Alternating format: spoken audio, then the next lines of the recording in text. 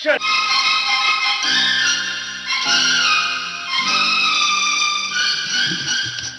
सभी सुनने वालों का स्वागत है बॉम्बे टॉकीज में। दोस्तों, आज बॉम्बे टॉकीज में अभिनेता राकेश श्रीवास्तव से रेणु चतुर्वेदी की बातचीत का पहला भाग आप सुनेंगे। दोस्तों नमस्कार। दोस्तों, मेहमान के तौर पर जाहिर है कि हम कोशिश करते हैं कि आपको उन लोगों से मिलवाएं जिनकी कला जो है बोलती है। जी हाँ, कला बोलती है और ऐसे आज कलाकार हैं जिन्होंने कला के अलावा यानी कि अपने अभिनय के साथ साथ और भी बहुत सारे काम किए हैं। ये अभी कार्यक्रम से पहले जब हमने मुलाकात की तब पता चला कि इन्होंने बहुत सारी वर्कशॉप्स भी की हैं और क्या क्या किया है, क्यों ना इन्हीं से जाने। तो स्वागत करते हैं कार्यक्रम में और हमारे मेहमान हैं राकेश श्रीवास्तव जी। राकेश जी, स्वागत है आपका कार्यक्रम में। नमस्कार। राकेश जी, श्रोता आपसे मुखातिब हैं, आपको जवाब देना है। आप जवाब क्यों नहीं दे रहे हैं? हमसे किसी ने कहा ही नहीं। लीजिए भाई, ये वाला जो तकिया कलाम है आपका यहाँ नहीं चलेगा। ये रेडियो है, आपको नमस्कार करना पड़ेगा। सारे श्रोता इंतजार कर रहे हैं। श्रोताओं, आप समझ गए ना कि किस शख्सियत को हमने बुलाया है? हमसे किसी ने कहा ही नहीं। अब नमस्कार कर दीजिए। हाँ, अब आप कह रही हैं तो हम कहते हैं नमस्कार श्रोताओं। वैसे जब तक हमसे कुछ कहा नहीं जाता तब तक हम कुछ कहते नहीं हैं। अब लेकिन आपने कहा है, इसलिए बता दे कि हम यहाँ आ गए और मुझे बहुत अच्छा लग रहा है यहाँ आकर। ये हुई ना बात। तो भाई ललन जी, जी, इस व्यक्तित्व में जो आप घुसे जी, तो लोगों की जबान पर चढ़ गया और हर व्यक्ति ये कहने लगा हमसे किसी ने कहा ही नहीं। जी। तो भाई यहाँ ये काम तो नहीं चल पाएगा ना, ये डायलॉग चल पाएगा। थोड़ा हमें आगे भी बढ़ना पड़ेगा। तो उस कैरेक्टर में रहिए जरूर, लेकिन थोड़ा थोड़ा हमारी बातों का जवाब भी देते रहिएगा। अब आपने कह दिया है तो हम कहते रहेंगे। अच्छा, मतलब हो गया ना? हाँ जी, तय मामला। जी जी। चलिए, मतलब जैसा हमने पहले ही बताया कि आपने बहुत कुछ किया है, तो शुरुआत कहाँ से की जाए? क्योंकि अब हम चलेंगे उस गलियारे में जहां से आपने शुरुआत की थी, या जैसा आप कहिए कि अभी के काम से शुरू किया जाए या बचपन में चला जाए कि कैसे आप यहाँ पहुंचे, वहां से रेलगाड़ी शुरू की जाए। पहले तो ये आप बताइए कि आप डेस्टिनी में बिलीव करती हैं? ये तो शुरुआत नहीं हुई, अब आप तो हमसे सवाल करने लगे। भाई, सवाल करने के लिए हम बैठे हैं। लेकिन अच्छा, चलिए, ये वाला जो सवाल है वो है बड़ा मजेदार, तो हम दे देते हैं जवाब। क्योंकि देखिए, डेस्टिनी है जिसको कहते हैं कि हमारे भाग्य में यही था, यही मतलब है ना। जी जी। हाँ, तो उसमें विश्वास जरूर करते हैं, लेकिन उससे पहले 90% बल्कि 99% कर्म पर, लेकिन 1% भाग्य पर।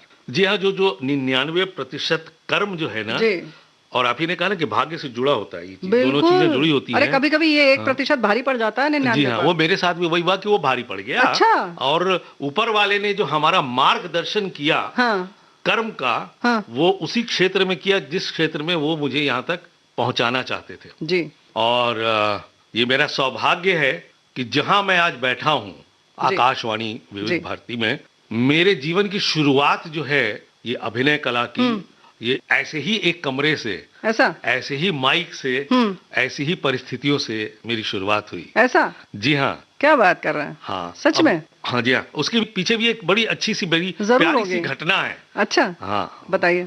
अब जब तक हमसे कोई कहेगा नहीं हम कहेंगे नहीं। भाई ऐसा है कि हमारे श्रोता इंतजार कर रहे हैं कि बताइए कि ये बात कैसे शुरू हुई, और ये जो बड़ी प्यारी सी घटना है वो आप बता दें तो हमें अच्छा लगेगा। कृपया बताइए। आप बताते हैं जी। देखिए, ऐसा है कि पहले जब शादियां हुआ करती थी, तो एक रेडियो, एक सिलाई मशीन, एक साइकिल जरूर मिलती थी। तो हमारे भी माता पिता की जब शादी हुई थी तो उसमें रेडियो मिला था। जब हमें तो लगा कि आपको मिला था। इतने भी अभी हम नहीं उम्रदार है। हाँ है, लेकिन इतने भी नहीं। तो हमारे मम्मी पापा को भी मिला। और हमारे यहाँ मेरे पापा को फोटोग्राफी का बहुत शौक था और गाना सुनने का बड़ा शौक था।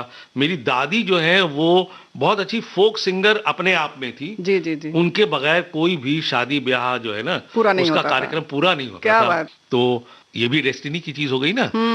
तो हुआ ये कि जब मैं 3-4 साल का हुआ तो जो भी रेडियो रखा हुआ था उसमें से आवाजें आती थी, गाना आता था, तो मेरे अंदर, मेरे बाल मन में हमेशा एक ये उत्पन्न होता था कि यार इतने इस छोटे से डब्बे में ये बड़े बड़े लोग बैठ के गाते कैसे हैं, बातें कैसे करते हैं। तो मैं हमेशा थोड़ा बहुत इधर उधर देखा करता था। पापा मेरे वो जो है नोटिस किया करते थे। हाँ, कि आपको जिज्ञासा है। जी। अब जैसा कि मैंने आपसे बताया कि ये आया कहाँ से था, हमारी अम्मा के घर से आया था। एक दिन इतवार को मैं धीरे से उसको घुमा करके पेचकस से खोल ही रहा था कि पीछे से ताड़ से एक थप्पड़ पड़ा। ऐसा? माता जी, क्योंकि उन्हीं के यहाँ से आया था ना। ये क्या कर रहे हो, खराब कर दोगे, माइके का ट्रांजिस्टर हमारा रेडियो खराब कर दोगे जी। तो पापा मेरे देख रहे थे बैठ के, हंसे, बोले रहने दे। मैं समझ गया। तो मैंने पापा से कहा, पापा ये छोटे, इतने छोटे से डब्बे में इतने बड़े बड़े लोग बोलते कैसे, गाते कैसे हैं? तो उन्होंने कहा मैं तुमको समझाता हूँ। उन्होंने धीरे से खोला, दिखाई, देख इसमें खाली मशीन है। इस मशीन में ना ट्रांसमिशन होता है। आकाशवाणी एक जगह है। अच्छा। जहाँ पे प्रोग्राम किया जाता है, वहां से ये तरंगे आती हैं, फिर इसमें आते हैं, ऐसे ऐसे करके होता है।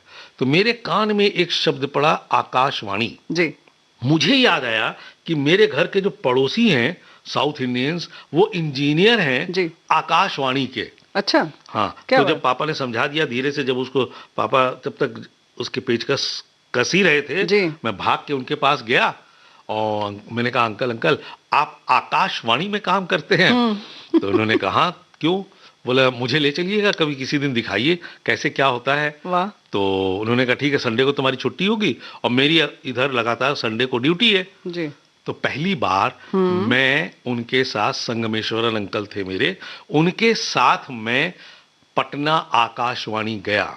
क्या बात। इतना बड़ा ये है ना जहां मैं बैठा हूं, उस तरीके से मेरा पहला अनुभव था। इतना बड़े बड़े कमरे, वहां पे बाल भारती प्रोग्राम आता था बच्चों का। तो भैया थे, दीदी थे, प्रोग्राम वो लोग शुरू करते थे। वहां पे मैंने देखा कि सारे बच्चे बैठे हुए हैं, मैं भी बैठा हूँ। मेरे अंदर उत्सुकता, वहां पे लोग चुटकुले पढ़ रहे हैं, कुछ एंकरिंग कर रहे हैं, इस तरीके की चीज, बड़ा खुश हुआ मैं। उस चीज ने मुझे बहुत प्रभावित किया। अंडे से आई मुर्गी या मुर्गी से आए अंडे, अंडे से आई मुर्गी या मुर्गी से आए अंडे।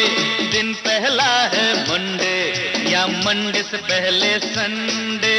दिन पहला है मंडे या मंडे से पहले संडे।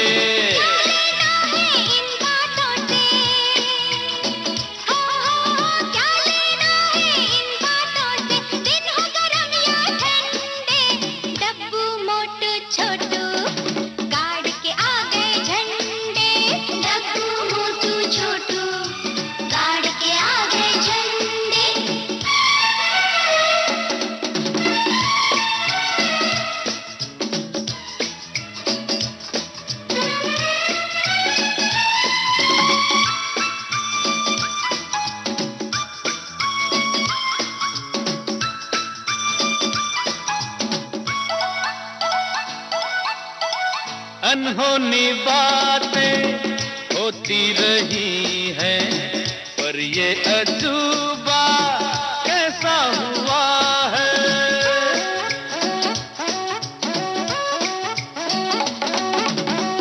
अनहोनी बातें होती रही हैं, पर ये अजूबा कैसा हुआ है।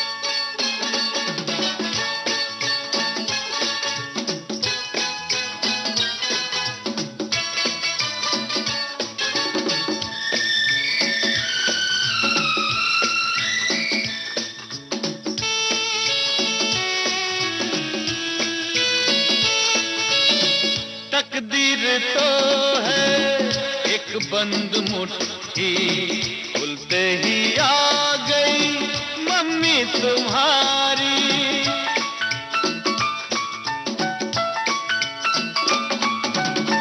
तकदीर तो है एक बंद मुट्ठी खुलते ही आ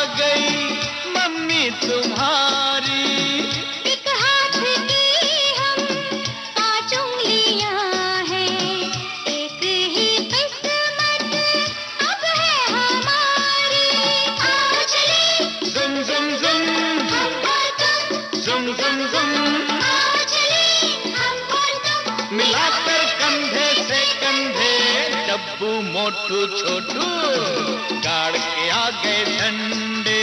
डब्बू मोटू छोटू गाड़ के आ गए झंडे।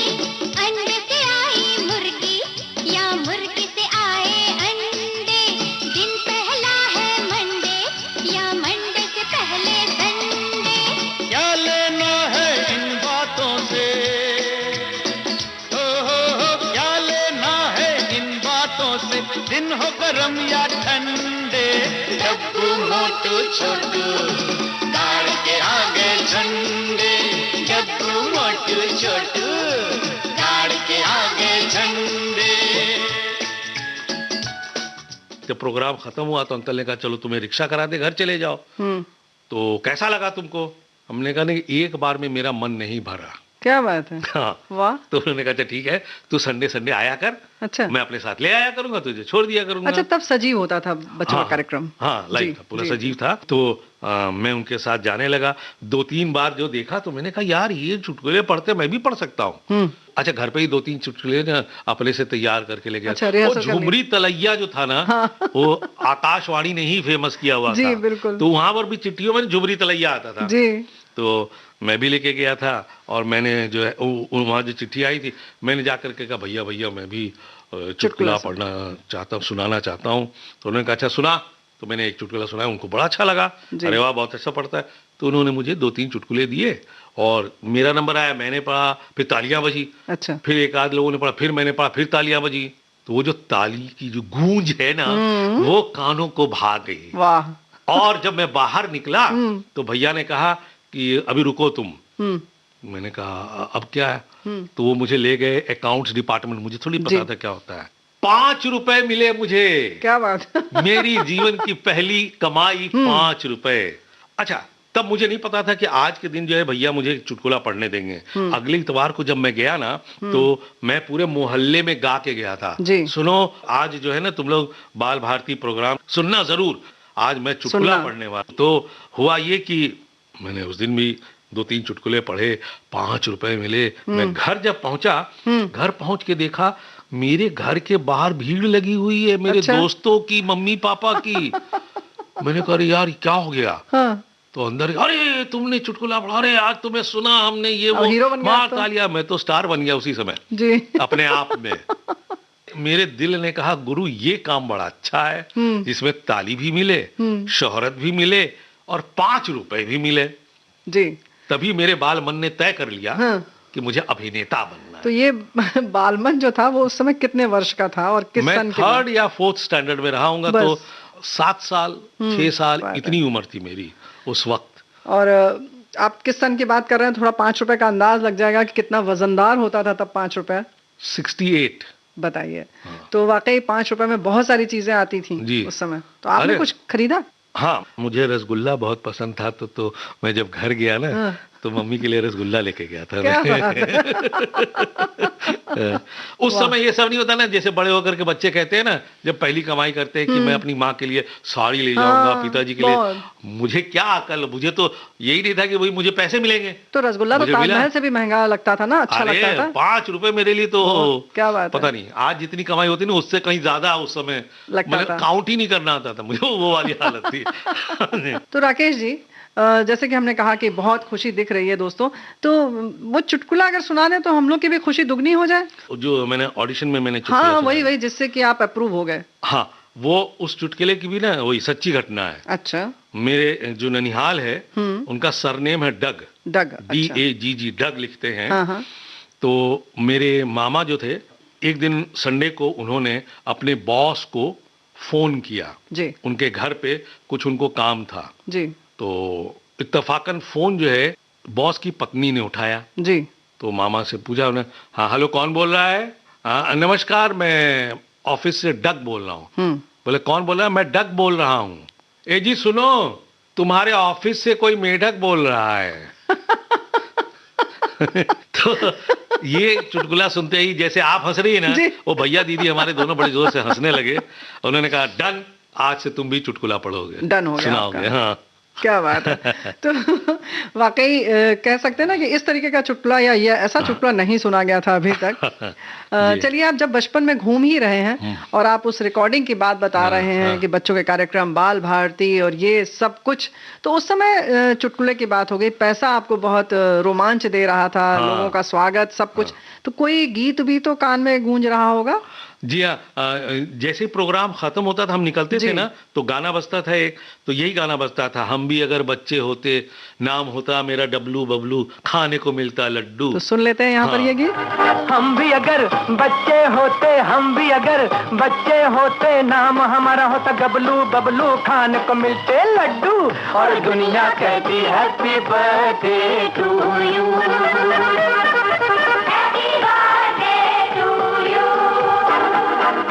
कोई लाता गुड़िया मोटर रेल, तो कोई लाता फिरकी लट्टू, कोई चाबी का टट्टू, और दुनिया कहती हैप्पी बर्थडे टू यू।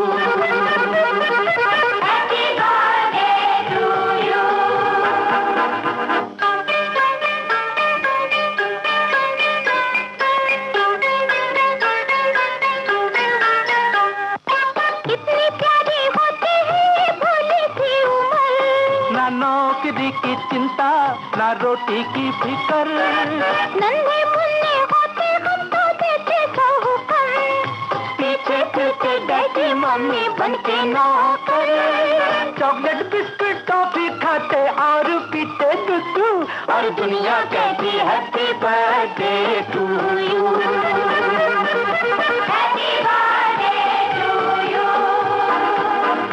हम भी अगर बच्चे होते, हम भी अगर बच्चे होते, नाम हमारा होता गबलू बबलू, खाने को मिलते लड्डू, और दुनिया कहती happy birthday to you. Happy birthday to you.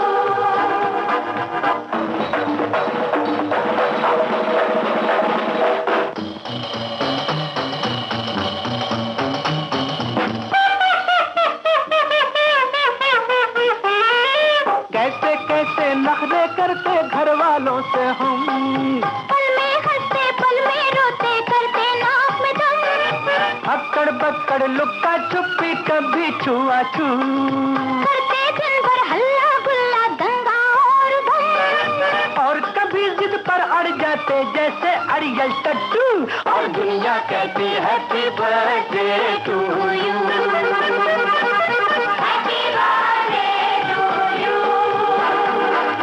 हम भी अगर बच्चे होते, हम भी अगर बच्चे होते, नाम हमारा होता गबलू बबलू, खाने को मिलते लड्डू, और दुनिया कहती happy birthday to you. Happy birthday to you. हम भी अगर बच्चे होते, हम भी अगर बच्चे होते, नाम हमारा होता गबलू बबलू, खाने को मिलते लड्डू, और दुनिया कहती happy birthday to you. Happy birthday to you.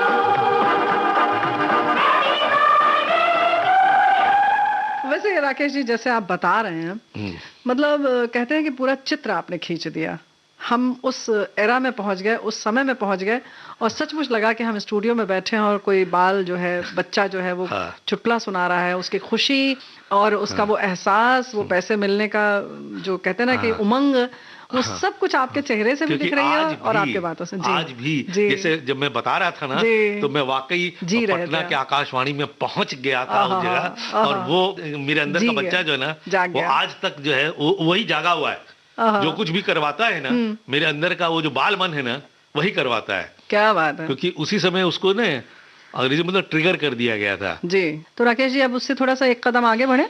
जी हाँ। फिर कहाँ गए आप? मैं कई अलग अलग शहरों में गया, और मैं केंद्र विद्यालय में पढ़ने लगा, तो वहां पर भी नाटक होते थे, डांस प्रोग्राम होता था, तो मैं वहां भी अलग अलग जगहों पर भी मैं नाटक में हिस्सा लेने लगा। तो पटना में किसी और जगह पे भी, बाहर भी आप काम करने लगे, या कहीं स्कूल में भी आपको कुछ पता चला कि आकाशवाणी में करते हैं तो कुछ अभिनय दिया जाए, कुछ ऐसा हुआ? हाँ, हुआ ना। स्कूल में भी ये बड़ा फेमस हो गया कि राकेश श्रीवास्तव जो है वो आकाशवाणी में आवाज देता है, वो प्रोग्राम में आता है। तो वहाँ जो बंगला नाटक वगैरह होते थे, उसमें मेरी इच्छा हुई कि मैं हिस्सा लूं, और मैंने हिस्सा लेना शुरू कर दिया। जुड़ गया। मैं वहाँ पे बंगला स्कूल में पढ़ता था। अच्छा। तो वहाँ पे रविंद्र संगीत और नाटक वगैरह होते थे। तो जब मैं रेडियो आर्टिस्ट कहलाने लगा उनके नजर में, तो उन्होंने मुझे जो है बंगला में नाटक में भी भाग लेना दिया। उसकी भी एक छोटी सी घटना बताऊं, बड़ी मजेदार है, मजा आएगा आपको सुन के, बाल मन वाली बात है जी। तो जब मैं वहाँ स्टार बन चुका था तो मैंने सोचा कि काम करते हैं ना, मैंने उनसे कहा कि भाई अच्छा वहाँ पे ना रिहर्सल होती थी फ्राइडे को और सैटरडे को जो है नाटक होता था छोटे छोटे। तो मैंने कहा कि मुझे भी नाटक में काम करना है जी। तुम करेगा, तुमको बांग्ला आता है? मैंने कहा यार ये तो दिल पे लगने वाली बात है। तो मैं 2 शुक्रवार बैठ करके नाटक देखता था और उनके सारे डायलॉग्स वगैरह याद किए। अच्छा। हमने कहा हाँ करेगा। उन्होंने, मालूम है वो राजा का नाटक था, राजा है रानी है, उन्होंने मुझे दरबार बना के खड़ा कर दिया। अच्छा। हाँ। हमने कहा यार ये तो बड़ी बेइज्जती हो गई। हाँ। कहाँ वहाँ मैं ये करता था यहाँ। हाँ। हमने कहा कोई बात नहीं। मैंने ऊपर वाले से कहा हे भगवान एक दिन राजा का पेट खराब हो जाए ताकि मुझे जो है राजा का रोल करने को मिले। ये मेरे बाल मन ने कहा जी। ऊपर वाले ने सुन लिया। अगले शुक्रवार को उसका पेट खराब हो गया। फिर अब ये बोले काल को कौन करेगा नाटक, कौन करेगा? मैंने कहा मैं करूंगा। बोले तुमको बांग्ला आता है, तुम डायलॉग बोलेगा? हमने कहा मैंने याद कर लिया है और मैंने उनको सुना दिया। अच्छा। वो अचंभित, खूब भालो काल के एटा करबे। उन्होंने ऐसे। अच्छा, भाषा आपको नहीं आती थी? आपने नहीं आने शुरू मतलब बंगला स्कूल में पढ़ता था। संवाद आपने रट लिया। हाँ, संवाद रट लिया था इस तरीके से। तो जब अगले दिन नाटक हुआ और मैं राजा का रोल कर रहा था। क्या बात है। दरबान से मेरा प्रमोशन होके राजा हो गया मैं। और उस दिन खूब तालियां बजी। तो मेरी जो टीचर थी उन्होंने कहा एक सैटरडे को राकेश करेगा और एक सैटरडे को तुम ही करेगा। अच्छा। तो एक सैटरडे को मैं राजा बनता था और तो फिर वो भी तालियां मिली। तो उसने भी जो है वही डेस्टिनी। राकेश जी, यहाँ पर अगर गीत हम सुनते हुए आगे बढ़े तो कैसा रहेगा? बिल्कुल, राशि प्रोडक्शन का ही गाना है वाह वाह राम जी, जोड़ी क्या बनाई।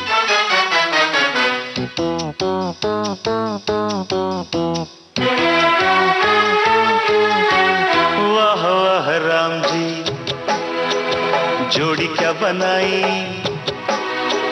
भैया और भाभी को बधाई हो बधाई।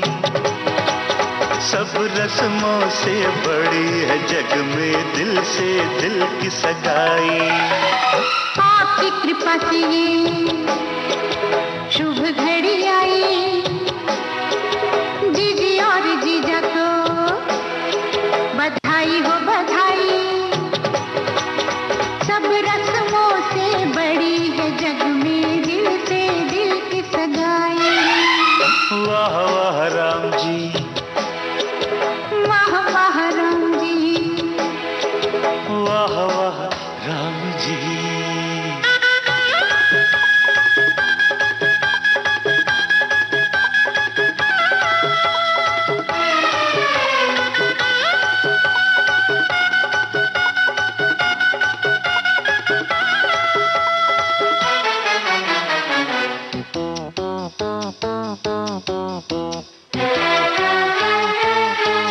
मेरे भैया जो चुप बैठे हैं, देखो भाभी ये कैसे ऐठे हैं।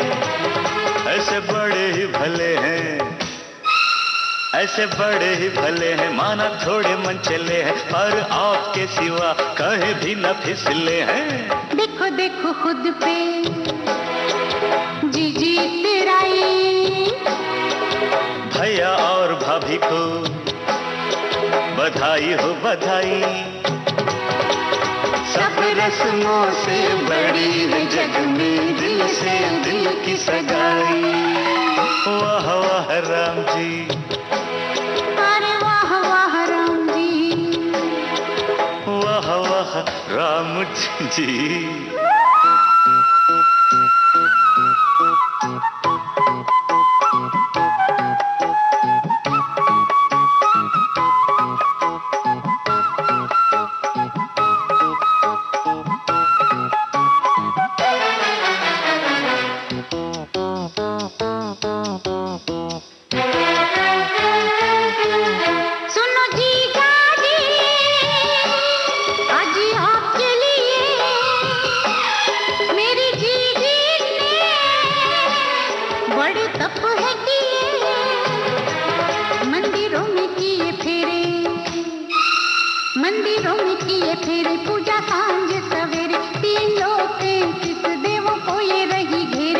जैसी मैंने मांगी थी वैसी भाभी पाई।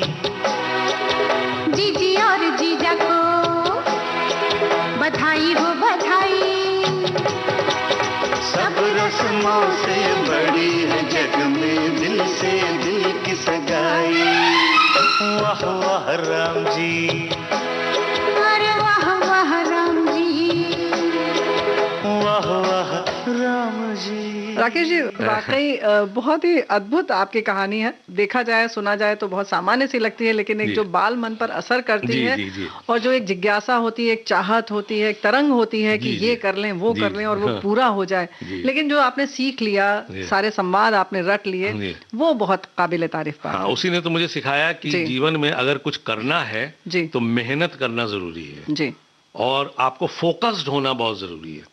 ये चीज जो है मेरे उस बाल मन को, उसने जो मेरा रिजेक्शन हुआ था ना, मुझे दरबान जो बना दिया था ना, उसने मुझे सिखाया जी, आपको अलर्ट रहना जरूरी है। ये चीजें जो है ना अपने आप कि अरे यार करना है तो फिर ये सारी चीजें करके रखो, चुनौती की तरह। चुनौती जो है ना स्वीकार करना, आज तक जी चैलेंज जो है ना वही स्वीकार करता आता हूँ मैं।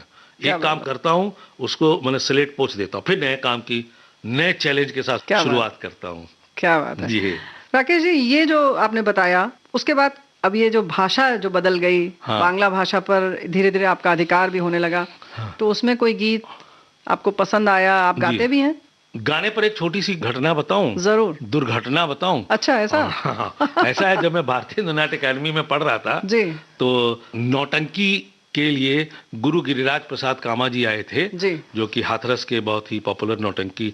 तो उस समय सत्यवान सावित्री नाटक होने वाला था और उन्होंने मुझे, हमारे गुरु राज बिसारिया साहब ने कहा इससे जो है सत्यवान का रोल कराओ जी। तो उसमें ये हुआ कि गायकी, तो उन्होंने मेरे सुर पकड़ने की कोशिश की जी। उसके बाद थोड़ी देर के बाद कहे, बेटा राकेश, जहां तुम्हारी आवाज फटती है ना वहां से नौटंकी की आवाज शुरू होती है। तो ये बात मेरे दिल पे असर कर गई जी।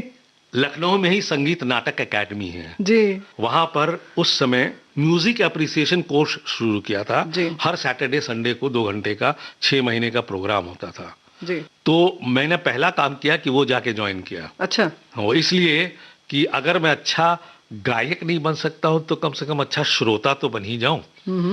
तो मैंने म्यूजिक एप्रिसिएशन कोर्स किया है। इसलिए अगर आप मुझे कहेंगी कि मैं गाऊं तो फिर कहीं मेरे गुरु गिरिराज प्रसाद कामा ना आ जाए, इसलिए मैं आपको एक ही लाइन बंगला वाला का सुनाता हूँ। हाँ, जरूर जरूर। बंगला का जो बहुत ही पॉपुलर सॉन्ग है ना जी, जेदी कोई डाक शुने केउ नाय से तुमी एकला चलो रे, जेदी कोई डाक शुने केउ नाय से तुमी एकला चलो रे, একলা চলো একলা চলো একলা চলো রে, যদি কই ডাক শুনে কেউ নাই সেই তুমি একলা চলো রে। বাহ। যদি তোর ডাক শুনে কেউ নাই আসে তবে একলা চলো রে, যদি তোর ডাক শুনে কেউ নাই আসে তবে একলা চলো রে, একলা চলো একলা চলো একলা চলো একলা চলো রে, যদি তোর ডাক শুনে কেউ আসে তবে একলা চলো রে।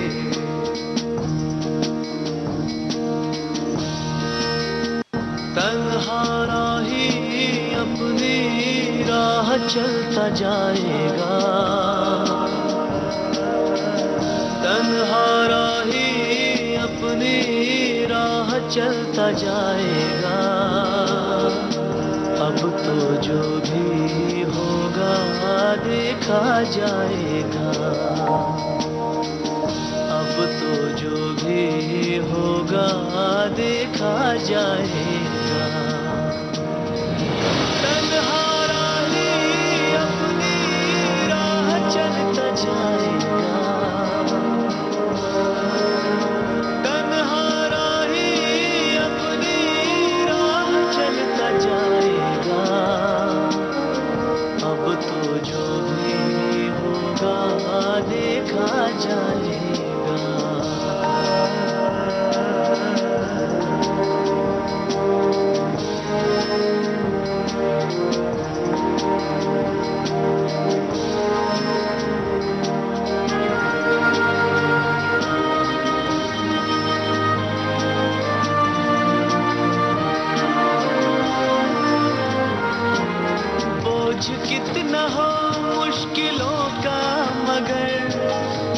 झुका है ना झुक सकेगा ये सर, जिंदा फिर भी रहेगा मेरा ज़मीर, जिस्म को मौत भी आ जाए अगर, तन्हा राही अपनी राह चलता जाएगा, तन्हा राही अपनी राह चलता जाएगा। अब तो जो भी होगा देखा जाएगा। যদি তোর ডাক শুনে কেউ না আসে তবে একলা চলে, যদি তোর ডাক শুনে কেউ না আসে তবে একলা চলে, একলা চলো একলা চলো একলা চলো একলা চলো, যদি তোর ডাক শুনে কেউ না আসে তবে একলা চলো রে।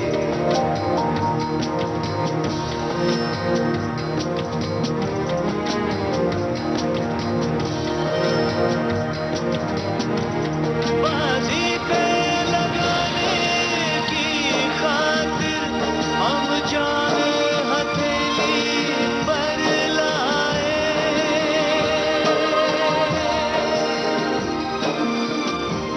बाजी पे लगाने की खातिर हम जान हथेली पर लाए। अब चाहे जिए अब चाहे मरे, जो होना है वो हो जाए। अब चाहे जिए अब चाहे मरे, जो होना है वो हो जाए। যদি তোর ডাক শুনে কেউ না আসে তবে একলা চলো রে, যদি তোর ডাক শুনে কেউ না আসে তবে একলা চলো। इसने मुझे सीख भी दी, अगर कोई साथ नहीं देता है ना तो अकेले चलते रहो, कहीं तो पहुंचोगे। ये आप भाभी जी को देखकर बोल रहे हैं? हाँ, है ना? उन्होंने साथ दिया ना इसलिए। अच्छा, और किसी ने नहीं दिया, उसी ने साथ दिया। श्रोताओं, राकेश जी अपनी धर्म पत्नी के साथ आए हैं और वो बैठी हैं स्टूडियो में, तो हम बता दें क्योंकि जिस तरह से आप बोल रहे हैं तो हमें पता है कि आप 90% ही सच बोलेंगे और 10% छुपा ही लेंगे क्योंकि भाभी जी बैठी हैं सामने। नहीं नहीं, इस मामले में तो मैं 100% सही बोलूंगा। अच्छा। जैसे कि मैंने थोड़ी देर पहले कहा था ना कि माता पिता ने आशीर्वाद दिया जी, गुरु ने शिक्षा दी जी, और पत्नी ने साथ दिया। क्या बात है, तभी यहाँ तक पहुंच पाया हूँ, वाह, वरना नहीं हो पाता। सही बात है। बांग्ला में आपने गीत सुनाया, हम दो चार अगर संवाद याद हो तो सुनाइए ना, आपका जो अधिकार है भाषा पर, वो डायलॉग सुनना चाहते हैं। वो क्या है, जैसे कि मैंने बताया ना कि डेस्टिनी वाली जो बात मैं कर रहा था ना, मेरे पापा का ट्रांसफर अलग अलग स्टेट कैपिटल्स में होता रहा जी, और मैं उनके साथ जाता रहा। तो ये तो हुआ कि जो बाल भारती जब जैसे गुजरात गया या उड़ीसा गया या वहां पे बाल भारती प्रोग्राम में मैं जाने की कोशिश की, लेकिन फिर कुछ बोलने को नहीं मिला जी। लेकिन उनको ये पता चल गया था कि मैं एक होनहार कलाकार हूँ, होनहार कलाकार हूँ जी। तो उन्होंने मुझे से दूसरे प्रोग्राम जैसे वहाँ के जो नाटक वगैरह होते थे उसमें छोटे छोटे पात्र देना शुरू किया, उन्होंने मुझे बाल पात्र देना शुरू किया।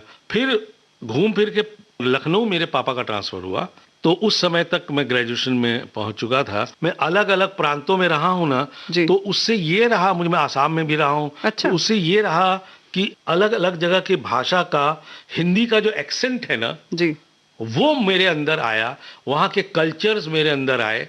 आज मैं यहाँ पे इस शहर में अलग अलग किरदार जो निभाता हूँ, क्योंकि मेरी जो पर्सनालिटी है उसमें हीरो वाली पर्सनालिटी नहीं है जी, लेकिन मैं कैरेक्टर रोल्स करता हूँ। तो मुझे वो सारे कैरेक्टर्स करने में ना, मेरे बचपन से अभी तक की जर्नी में जहां जहां रहा हूं ना, उसकी एक बहुत ही सच्ची और बहुत ही अच्छी प्रेरणा जो है ना, मेरे अंदर अपने आप समाई हुई है। वो सब मददगार साबित हो जाते हैं। मददगार है जी। अवधी भी बोल लेता हूँ जी। मुझे हिंदी, अंग्रेजी, उर्दू, अवधी, भोजपुरी, बंगला, उड़िया, गुजराती, पंजाबी, राजस्थानी, इतनी भाषाएं आती हैं, बोल लेता हूँ। एक हद तक बोल लेता हूँ और अच्छी तरह से समझ लेता हूँ। साउथ की जो भाषा, उसके भी एक्सेंट, मैं 6 महीने राज बिसारिया साहब के साथ, अपने गुरुजी के साथ वहां पे नाटक करने गया था मद्रास। अच्छा। वहां पे हमने 2 नाटक किए थे राज सर ने, एक था आधे अधूरे और दूसरा था गार्बो। तो वहां पे 6 महीने जो रहा, तो वहां पर मुझे जो है बांध दिया गया था। जिनके घर में रहता था मैं, वो हस्बैंड वाइफ सुबह 8:30 बजे घर छोड़ देते थे और 5-6 बजे आते थे, और मेरा काम 5-6 बजे के बाद शुरू होता था। उनके यहाँ सिर्फ एक मेड थी बूढ़ी सी, जिसे सिर्फ तमिल आती थी। अच्छा। और मुझे नहीं आती थी जी। तो अब आप सोच लीजिए उतनी देर हम आपस में कैसे इंटरैक्ट करते होंगे। समझे, वो भी एक चैलेंज था। तो उनसे धीरे धीरे पूरी भाषा तो नहीं सीख पाया मैं, लेकिन भाषा का एक्सेंट जो है ना, वो मुझे अच्छी तरह से मैंने पकड़ लिया। तो ये भी ऊपर वाले की देन है, उन्होंने मुझे परीक्षा मेरी ली वहां पे। तो बातें तो बहुत अच्छी चल रही हैं राकेश जी। यहाँ पर अगर गीत हम सुनते हुए आगे बढ़े तो कैसा रहेगा? बिल्कुल। कोई लौटा दे मेरे बीते हुए पल, अलबेले दिन प्यारे मेरे बिछड़े साथ सहारे, हाय कहाँ गए, हाय कहाँ गए, आँखों के उजियारे मेरी सूनी रात के तारे, हाय कहाँ गए।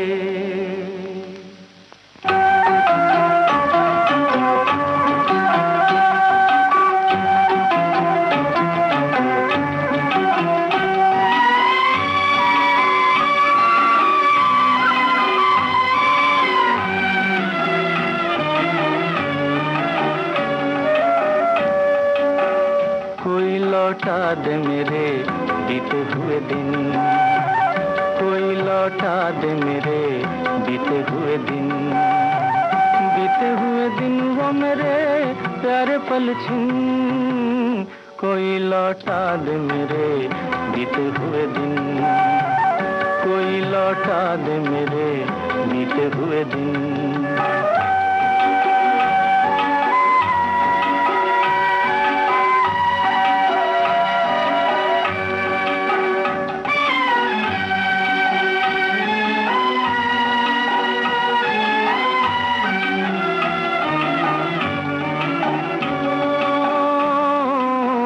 मेरे ख्वाबों के महल, मेरे सपनों के नगर, पी लिया जिनके लिए मैंने जीवन का जहर।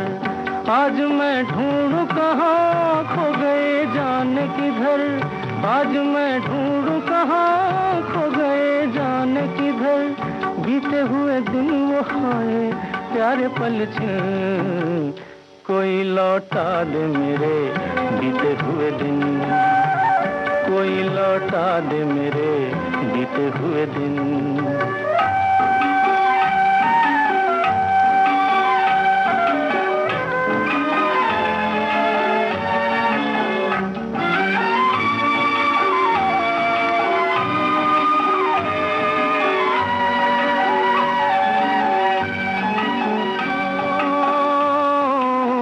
मैं अकेला तो न था, थे मेरे साथी कई, एक आंधी सी उठी जो भी था लेके गई। ऐसे भी दिन थे कभी मेरी दुनिया थी मेरी, ऐसे भी दिन थे कभी मेरी दुनिया थी मेरी, बीते हुए दिन वो हाय प्यारे पल छिन, कोई लौटा दे मेरे बीते हुए दिन, कोई लौटा दे मेरे। राकेश जी, ये जो आप बता रहे हैं कि मद्रास आप गए राज बिसारिया जी के साथ, और राज बिसारिया जी जैसे कि भारतेंदु नाट्य अकेदमी जो लखनऊ में है जी, उसको स्थापित करने का श्रेय उन्हीं को जाता है, और बहुत सारे उनके शिष्य निकले। तो ये बताइए कि इसके में खासियत क्या थी जो आप मद्रास 6 महीने जाके रहे? मैंने जैसे बताया ना, मैंने भारतेंदु नाट्य अकेदमी से ड्रामेटिक आर्ट्स में डिप्लोमा किया जी। अपने समय का टॉपर था, तो हम लोगों को एक वो दिया जाता था, 1 साल का इंटर्नशिप दी जाती थी जी। फिर 1.5-2 साल काम किया, फिर 2 साल मैंने वहाँ पढ़ाया। अच्छा। जब पढ़ाई करके जब निकल गया, तो जो 1.5-2 साल मैंने बाहर काम किया था ना, उसी समय राज साहब को ऑफर आया बाहर जाने का। मैं उस समय उनके थिएटर आर्ट्स वर्कशॉप से जुड़ के ही नाटक करता था जी। तो उन्होंने कहा राकेश वहाँ चलना है, नाटक करना है, चलोगे मेरे साथ? तो मुझे लगा बतौर अभिनेता, तो उन्होंने कहा तुमको मुझे असिस्ट करना है। तो फिर मैंने कहा यार ये तो बड़ा अच्छा चैलेंज है, सर के साथ रह करके 6 महीना मुझे और ग्रो करने को मिलेगा, तो मैं उनके साथ वहाँ इस वजह से गया जी। तो ये तो बड़ी अच्छी बात है। आमतौर पर राकेश जी ये तो आपकी खूबी है कि सकारात्मक पहलू देखते हैं चीजों का, लेकिन नहीं तो लोग सोचते हैं कि हमें तो सिर्फ अभिनय करना है, हमें असिस्ट क्यों करें? असिस्ट करने के साथ एक अभिनेता किस तरीके से सोचता है, अपने अभिनेता को साथ निर्देशक किस तरीके से काम करता है ना, वो पहलू भी मुझे सीखने का मौका मिला। और जो सबसे बड़ी बात है जी वो ये है कि मद्रास में पहली बार जी राज साहब के द्वारा आधे अधूरे और गार्बो हिंदी में नाटक किया गया। अच्छा, हाँ, क्या बात है। तो ये भी एक वहाँ के दर्शकों के लिए भी बहुत ही उपलब्धि थी, बहुत बड़ी उपलब्धि और थी। आप लोगों के लिए भी एक श्रेय पूरा मिल गया, इतिहास रच दिया आपने जिसको कहते हैं। जब राज साहब ने इतिहास रचा, मैं उसका एक छोटा सा हिस्सा बन गया। क्या बात है। तो इसके लिए बहुत बहुत बधाई। और बहुत बड़ी बात है कि इस तरह से हमारे देश की खूबी भी है कि हम एक प्रांत से दूसरे प्रांत में जाते हैं, अपनी भाषा, अपने संस्कृति या अपने काम करने का तरीका, अपनी कला का प्रदर्शन करते हैं। तो एक जुड़ाव भी होता है और सीखने को बहुत कुछ मिलता है। जैसे आपने बताया आपने एक्सेंट ही सीख लिया तमिल का वहां रहकर। क्या बात है। राकेश जी, कौन सा गीत और भी आपके नजदीक है जो यहाँ पर हम सुन सकते हैं? मेरी पत्नी का पसंदीदा गीत है तुम ही मेरी मंदिर, तुम ही मेरी पूजा, तुम ही देवता हो। तुम ही मेरी मंदिर, तुम ही मेरी पूजा, तुम ही देवता हो, तुम ही देवता हो। तुम ही मेरे मंदिर, तुम ही मेरी पूजा, तुम ही देवता हो, तुम ही देवता हो। कोई मेरी आँखों से देखे तो समझे कि तुम मेरे क्या हो, कि तुम मेरे क्या हो। तुम ही मेरे मंदिर, तुम ही मेरी पूजा, तुम ही देवता हो, तुम ही देवता हो।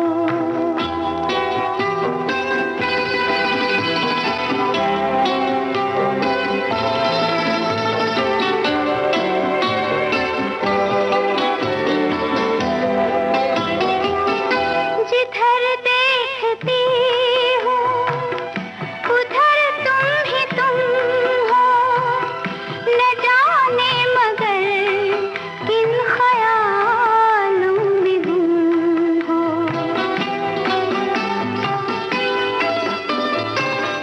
जिधर देखती हूँ उधर तुम ही तुम हो, न जाने मगर किन ख्यालों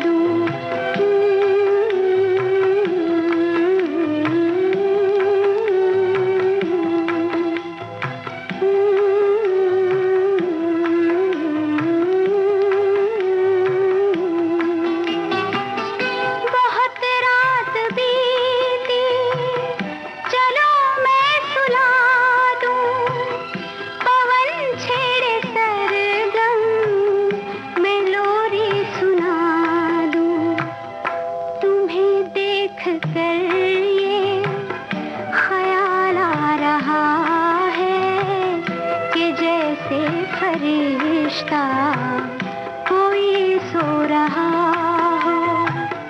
तुम ही मेरे मंदिर, तुम ही मेरी पूजा, तुम ही देवता हो, तुम ही देवता हो।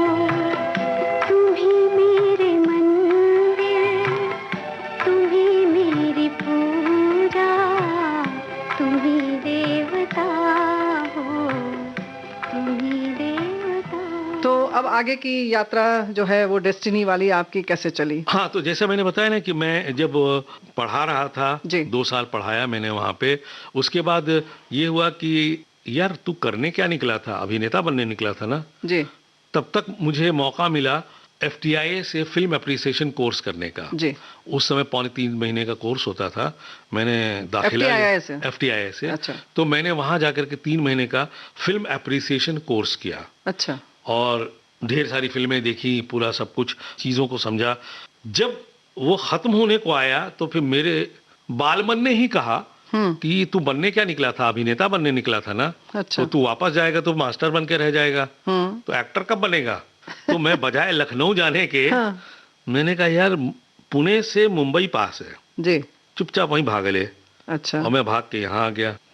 हालांकि राज साहब बड़े नाराज हुए थे मुझसे, क्योंकि वो चाहते थे मैं रहूं, मैं ग्रो करूं उनकी चीज़ों को लेकर, मुझे बहुत प्यार करते हैं जी। तो जब मैं मुंबई आया तो मेरे पिताजी ने एक ही संवाद कहा था कि बेटा उस शहर में तुम्हें तुम्हारे पिताजी के अलावा कोई नहीं जानता है, तो क्या तुम ये यकीन से कह सकते हो कि तुम पूरी तौर से तैयार हो गए हो प्रोफेशनली काम करने को। मैंने कहा पापा मतलब अभी तक जो इतने साल काम करता रहा हूं तो मुझे लगता तो है कि मैं तैयार हो गया हूं। तो उन्होंने मुझसे एक बात कही, मैंने तुम्हें इस फील्ड में आने दिया, ये नहीं था कि मेरा बेटा डॉक्टर बने, इंजीनियर बने, IAS बने, PCS बने। मैं ये चाहता था कि मेरा बेटा जो करना चाहता है वो करे, लेकिन मैं तुमसे एक स्टैंडर्ड चाहता हूं, इसीलिए ये पूछ रहा हूं तैयारी है। मैंने कहा हाँ पापा मुझे लगता है, और वहां भी जाके मैं तैयारी करता रहूंगा। और मुझे लगता है कि मैंने पापा के ये जो बात थी स्टैंडर्ड वाली बात, उस चीज को आज तक जहन में रख करके मैं आगे बढ़ता गया उन्हीं के आशीर्वाद से। बिल्कुल सही बात है। और ये जो सर्वोच्च पर देखने का सपना जो होता है बच्चों को, वो सब माता पिता का होता है, लेकिन जिस तरह से उन्होंने आपसे कहा चलते वक्त और जिस तरह से आपने उसको लिया, ये बहुत महत्व की बात है। और सही बात है कि इसीलिए आप जो भी करते हैं वो बिल्कुल सर्वोत्कृष्ट होता है। सर्वोच्च माँ पापा की इच्छा होती है अपने बच्चे को वहां देखें। मेरे जीवन का जो सबसे बड़ा दुख है जी, वो यही है कि जब मैं कुछ बना तो मेरे पापा नहीं थे देखने को। माँ ने सब देखा, लेकिन जो पापा मुझे हमेशा एनकरेज करते रहे, सब कुछ करते रहे, वो देखने के लिए पापा नहीं थे मेरे। सच बात है, ये बड़ी जी कसक वाली बात रह जाती है। लेकिन ये खुशी की माँ ने देखा। माँ ने देखा का मैं आपको एग्जांपल बताता हूँ। मैं टेलीविजन ज्यादा करता रहा हूँ ना, तो टेलीविजन में जैसे 8 बजे मेन शो आता है ना, उसके 2 रीटेलीकास्ट आते हैं।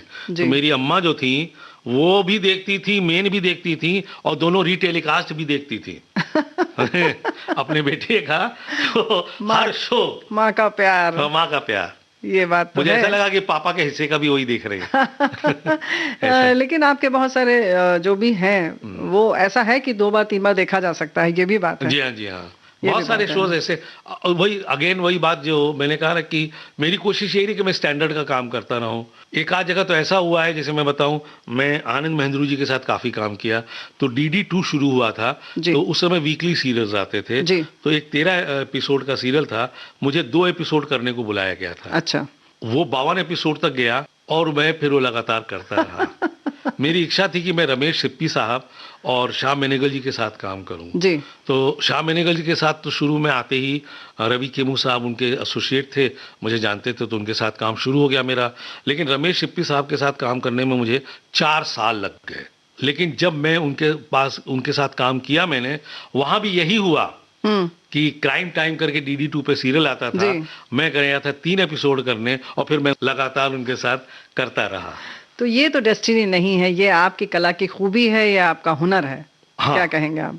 ये पिताजी का आशीर्वाद है, उनका बस यही शब्द स्टैंडर्ड बना के रखना जी, शायद मेरे स्टैंडर्ड को लोगों ने पसंद किया और करते रहे। बिल्कुल किया, और इसीलिए जिस व्यक्तित्व में आप रहते हैं वही नाम याद रहता है, वही व्यक्तित्व याद रहता है। जी जी जी। फिर आप ये ना कह दीजिएगा कि हमसे किसी ने कहा ही नहीं। नहीं, हमसे किसी ने कहा, इसलिए मैं ये कह रहा हूँ कि मेरी पहली फिल्म जो थी एक लड़का एक लड़की, सलमान खान, नीलम, अनुपम खेर, मेरा नाटक देख करके, चीन की हसीना देख करके मुझे काम दिया गया था। और मेरे लिए बहुत बड़ी बात थी कि उसमें इंट्रोड्यूसिंग राकेश श्रीवास्तव लिख के आया था। अच्छा, तो वही कहना, जिसके पिताजी के अलावा कोई नहीं जानता था, उसके लिए ये बहुत बड़ी उपलब्धि, बहुत बड़ी उपलब्धि। छोटी सी दुनिया मोहब्बत की है मेरे पास, और तो कुछ नहीं है। छोटी सी दुनिया मोहब्बत की है मेरे पास, और तो कुछ नहीं है। लेकिन ये दावा है मेरा, चाहत का ऐसा बसेरा सारे जहां में नहीं है। खुशियों की दौलत यही है। छोटी सी दुनिया मोहब्बत की है मेरे पास, और तो कुछ नहीं है।